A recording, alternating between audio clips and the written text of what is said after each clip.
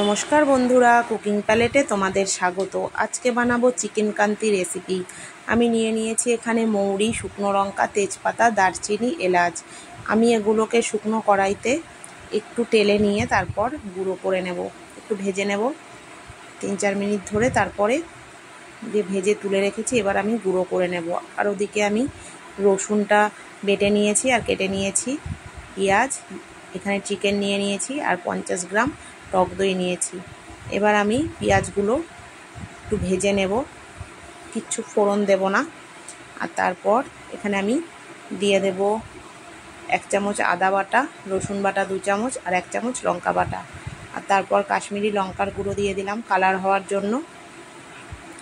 তারপর আরেকটু নেড়ে নেব।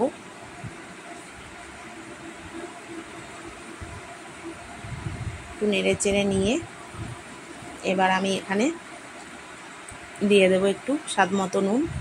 আর আমি একটা আলু ভেজে নিয়েছিলাম আর দিয়ে দিলাম চিকেন। আলুটা না দিলেও কোনো ব্যাপার না, আমি দিয়েছি।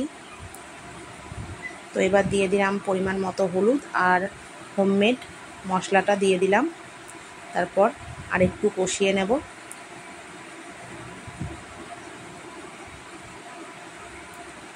এবার আমি টক দইটা দিয়ে দিলাম। এবার টক দই দিয়ে আর একটু নেড়ে নেব আর দিয়ে দেব সামান্য জল। অল্প জল দেব, বেশি এই অল্প জল দিয়ে একটু সেদ্ধ হয়ে যাবে আর তারপর নামিয়ে নেব। তো বন্ধুরা, রেডি হয়ে গেছে, আমি নামিয়ে নিয়েছি। চিকেন কান্তি রেসিপি তৈরি। তোমাদের কেমন লাগলো জানি। আর ভালো লেগে থাকলে আমার চ্যানেলটা সাবস্ক্রাইব করে দিও। ভালো থেকো, সুস্থ থেকো। নমস্কার বন্ধুরা।